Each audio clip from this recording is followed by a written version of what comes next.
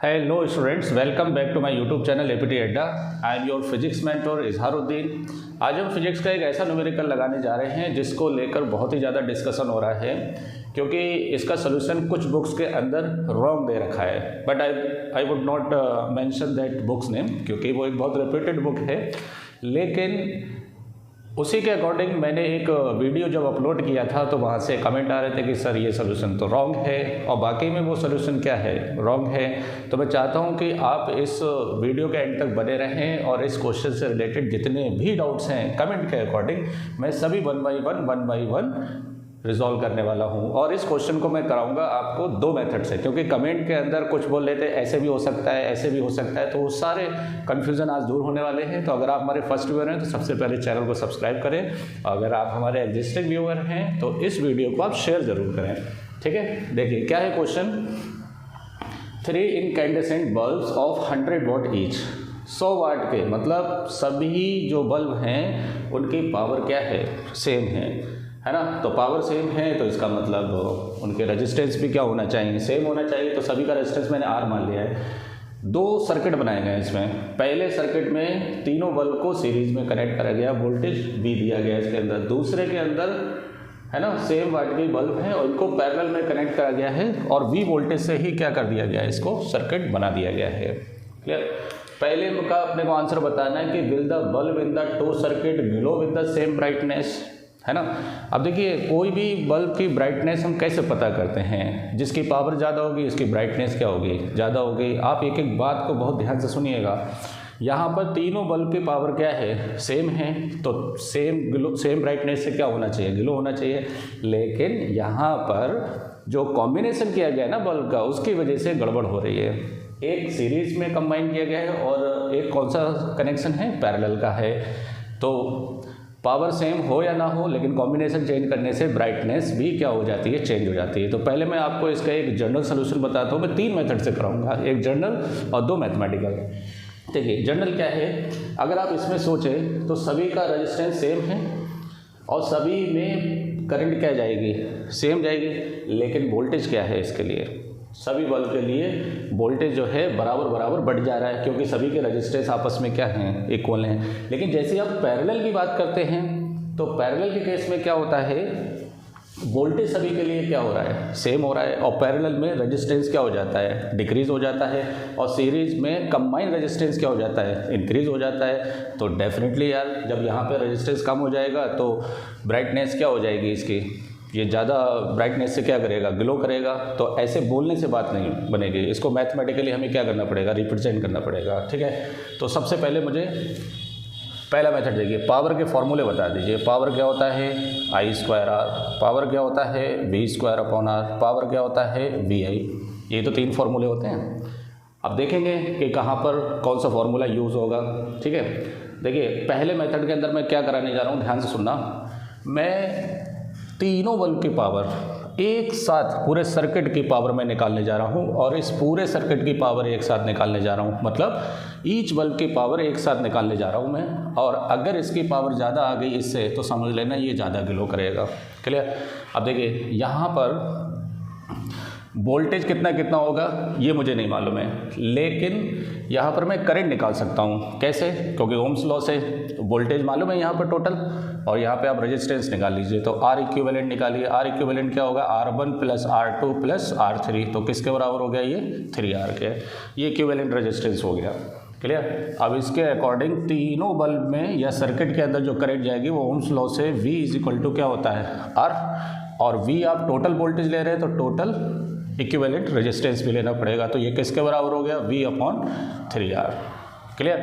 अब यहाँ पर हमें जो पावर निकालनी है वो ईच बल्ब की निकालनी है। तो क्या लिखेंगे, power consumed by each bulb, या पूरा सर्किट बोल लो, है ना। क्या फॉर्मूला होता है, I²R। क्लियर। अब यहाँ पर जो R ले रहा हूँ मैं वो कौन सा ले रहा हूँ, इक्विवेलेंट ले रहा हूँ। क्यों, क्योंकि मुझे पूरे सर्किट की क्या बतानी है, पावर बतानी है। और I की वैल्यू किसके बराबर है, V/3R का होल स्क्वायर इंटू 3R। तो किसके बराबर होगा? एक मेथड और कराऊंगा मैं, आप टेंशन मत लेना, मैं सिंगल बल्ब की ब्राइटनेस भी बताऊंगा कि कैसे निकलेगी। तो ये किसके बराबर हो गया? V²/9R² into 3R। R से R कैंसिल हो गया, 3 3 हो गया, तो ये किसके बराबर हो गया? V²/3R। ये इसकी पावर सर्किट की P1 मान लो। क्लियर? दिख रहा है या नहीं? है, जगह है, बहुत सारी जगह है। तो P1 मैं ले लेता हूँ। P1 इज इक्वल टू किसके बराबर? V²/3R। ठीक है, अब देखिए पैरेलल की बात आएगी। तो पैरेलल के लिए वोल्टेज तो मालूम है कि सभी के लिए वोल्टेज क्या रहेगा? सेम रहेगा। तो आप ये वाला फॉर्मूला लगा दीजिए और इक्विवेलेंट रेजिस्टेंस निकाल दीजिए। तो पैरेलल के लिए इक्विवेलेंट रेजिस्टेंस क्या होगा? 1/R, 1/R, 1/R। तो किसके बराबर हो गया? 3/R। तो R इक्विवेलेंट किसके बराबर हो गया? R/3। क्लियर? तो यहाँ से पावर निकाल लो P2। देखिए वोल्टेज सभी के लिए सेम रहेगा ना, पैरेलल में वोल्टेज क्या रहता है? सेम। तो आप पूरे सर्किट की क्या निकाल सकते हैं? पावर निकाल सकते हैं, या पावर ऑफ ईच बल्ब यहाँ पे लिख लेंगे। ठीक है, कंज्यूम बाई ईच बल्ब किसके बराबर होगा? फॉर्मूला लगा दीजिए, V²/R इक्विवेलेंट। तो किसके बराबर हो गया? V²/R/3। तो ये किसके बराबर हो गया? 3V²/R। क्लियर? अब मुझे कंपेयर करना है कि पावर P2 ज़्यादा है या P1 ज़्यादा है। तो मैं P2 को P1 से क्या कर दूँ? डिवाइड कर दूँ। तो ये किसके बराबर हो गया? 3V²/R और V²/3R। V² से V², R से R कैंसिल, 3 ऊपर चला जाएगा तो 3 3 कितना हो गया? 9। तो P2 is equal to 9 P1। Clear? तो इससे क्या पता चल रहा है कि सर्किट 2 के अंदर जितने भी बल्ब हैं उनकी पावर जो है, ईच बल्ब की पावर 9 टाइम्स है compare to the power of bulb of in circuit 1। तो मतलब 9 टाइम्स क्या करेंगे? ज़्यादा ब्राइटनेस से ग्लो करेंगे। एक तो ये इसका मेथड है सॉल्व करने का। इसमें कोई डाउट हो तो बताओ। ठीक है, अब इसके अंदर भी मैंने आपको थोड़ा सा एलेबोरेट कर देता हूँ कि मैंने किया है इसमें ये किया है कि मैंने हर बल्ब की उसका पावर नहीं निकाला है। मैंने पूरे सर्किट में जितने बल्ब हैं, क्योंकि सभी का रेजिस्टेंस क्या है? सेम है, आइडेंटिकल है, तो कंबाइन निकाल लीजिए आप। टोटल कंबाइन निकालेंगे आप तो इसकी पावर भी आ जाएगी, उसकी पावर आ जाएगी, कंपेयर कर दीजिए आप। अब सुनो, सेकंड मेथड यही निकालता हूँ मैं। अगर मैं सिंगल बल्ब की बात करता तो देखो करंट तो सिंगल बल्ब में सेम ही जाती भाई, इसके अंदर भी सेम करंट जाएगी, इसके अंदर भी सेम करंट जाएगी। अब मैं यहाँ पर R इक्विवेलेंट जो है ना वो नहीं लूँगा, मैं सिर्फ 1 बल्ब की बात करूँगा, पावर कंज्यूम बाई 1 बल्ब, है ना, इन सीरीज। तब इस केस में यहाँ पर ये R हो जाएगा। क्लियर? तब यहाँ पर इसको सॉल्व करिए। देखिए बहुत ही इंपॉर्टेंट क्वेश्चन है ये भी। कमेंट्स के अंदर बहुत सारे डाउट्स बच्चों को आ रहे थे, वो कंफ्यूज हो रहे थे। तो देखिए ईच बल्ब का ना लेकर सिंगल बल्ब का अगर आप लेंगे तो V²/3 3 9R² into R।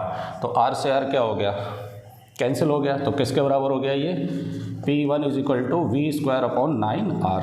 Clear? अब यहाँ पर आ जाइए। अब यहाँ पर अगर मैं सिंगल बल्ब की बात करूँ तो सिंगल बल्ब का रेजिस्टेंस मुझे मालूम है ना, और सिंगल बल्ब का वोल्टेज भी मालूम है। तो सीधा फॉर्मूला क्या लग जाएगा? P2 is equal to V²/R। आई बात समझ में? सिंगल बल्ब के लिए क्या हो जाएगा? V²/R। पिछले वीडियो में सॉल्यूशन में क्या मिस्टेक थी? मिस्टेक ये थी कि यहाँ पर हम सिंगल बल्ब के लिए निकाल रहे थे और यहाँ पर टोटल बल्ब के लिए निकाल दिया था उसने, इसलिए आंसर गड़बड़ा रहा था। वो एक बुक के अंदर मिस्टेक थी। अब देखिए यहाँ पर कंपेयर कर दीजिए आप P2 को, इसे हटा देता हूँ मैं, हटा दो इसे, चलो इसे हटा देता हूँ। P2 को P1 से क्या करिए? डिवाइड करिए। तो देखिए P2/P1, P2 कितना है? V²/R। P2 कितना है? V²/R upon V²/9R। तो V²R कैंसिल हो जाएगा, 9 ऊपर चला जाएगा, तब भी आंसर क्या आएगा? सेम आएगा। P2 इज इक्वल टू कितना? 9। मतलब अगर आप कंबाइन बल्ब की बात करेंगे तब भी 9 टाइम्स ग्लो करेगा ब्राइटर, और अगर सिंगल बल्ब की बात करेंगे तब भी सिंगल बल्ब से कितना ग्लो करेगा? 9 टाइम्स ब्राइट ग्लो करेगा। तो ये इसका आंसर हो गया। और आई होप सो कि अब आपका जो है डाउट क्लियर हो गया होगा। ठीक है, अब देखिए दूसरा क्या है? Now let 1 bulb in both the circuit get fused, will the rest of the bulb continue to glow in each circuit? नहीं यार, ये तो बहुत ही सिंपल क्वेश्चन है। 10th क्लास में जब ये चैप्टर पढ़ाया जाता है तो यही समझाया जाता है कि सीरीज़ के अंदर, किसके अंदर, सीरीज़ के अंदर अगर कोई एक बल्ब अगर फ्यूज़ है तो सर्किट जो है वो डिस्कनेक्ट हो जाता है, सर्किट, है ना। अगर मान लो ये 3 बल्ब हैं, ग्लो कर रहे हैं, अब यहाँ पे मान लो ये फ्यूज हो गया, जब फ्यूज हो गया तो आगे करंट जाएगी ही नहीं, आगे करंट नहीं जाएगी तो पूरे सर्किट के अंदर कोई भी बल्ब ग्लो नहीं करेगा सीरीज़ के अंदर। लेकिन पैरेलल के अंदर ये खासियत है क्या, कि पैरेलल के अंदर अगर कोई भी एक बल्ब, मान लो ये वाला बल्ब फ्यूज हो गया, तो ये वाला बल्ब अगर फ्यूज हो जाएगा तो इस वाली ब्रांच में करंट नहीं जाएगी, बाकी दोनों ब्रांच में क्या जाएगी, करंट जाएगी। तो सीरीज़ के अंदर, सर्किट के अंदर कोई भी बल्ब ग्लो नहीं करेगा, लेकिन पैरेलल के अंदर रेस्ट ऑफ 2 बल्ब्स क्या करेंगे, ग्लो करेंगे। बने रहें एपीटी अड्डा के साथ। अगर आपको ये वीडियो पसंद आया हो तो प्लीज़ इसको शेयर ज़रूर करें लोगों में, क्योंकि इस क्वेश्चन को लेकर बहुत ज़्यादा कम्युनिकेशन हो रहा है। मिलते हैं नेक्स्ट वीडियो में। Thank you.